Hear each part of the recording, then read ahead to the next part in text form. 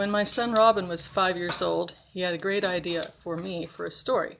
He said I should write a story about a $1 bill and all of the people and hands that it went through and the stuff that it bought.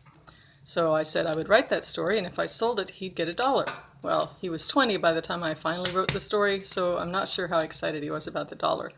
But for the 4 weeks of Advent, I'm going to read this story, which is called The Christmas Dollar. It was first published in the Millersburg newspaper in Ohio in these 4 parts, 4 weeks before Christmas. This, by the way, is my fireplace or stove really, at the cabin in Cape Breton where I've been taking my 3 months writing sabbatical. Harry Gruffman muttered to himself as he strode down the sidewalk. Christmas. Something bobbing or jumping or circling in every store window. Lighted reindeer, blinking trees, garish reflections on the dirty snow and slush. A good month for storekeepers and electric companies. Gruffman turned in at the department store door, narrowly missing a squealing child and its mother. He ignored them.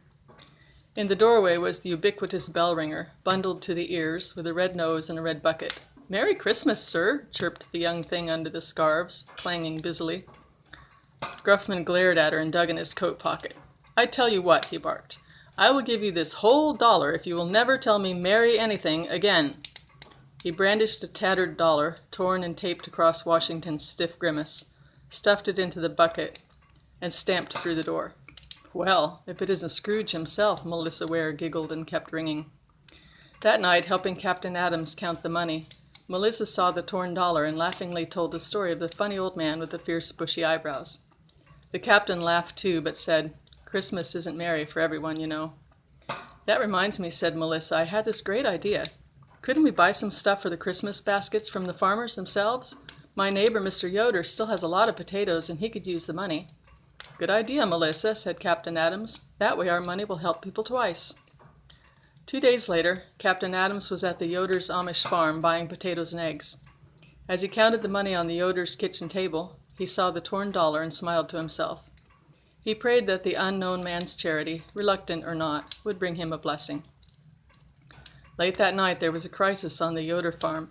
Little Rachel's pony went down, and nobody knew what to do. "We've got the potato money now," said Grandmother, "and my egg money. Send Reuben for the vet, Jacob." So Reuben galloped away to the next farm for Dr. Andrea Martin. An hour later, Rachel had tears of gratitude in her eyes. Lightning was much better, and Dr. Martin said he would be fine. The veterinarian didn't charge the Yoders her full fee. She knew they had it rough right now. But as she drove away in her old truck, she was grateful for the extra money. It meant she could do something she had feared she would not be able to manage this year. She didn't even notice one tattered dollar. Tune in next week, same time, same station, and hear part 2 of The Christmas Dollar by Debonair Kovacs.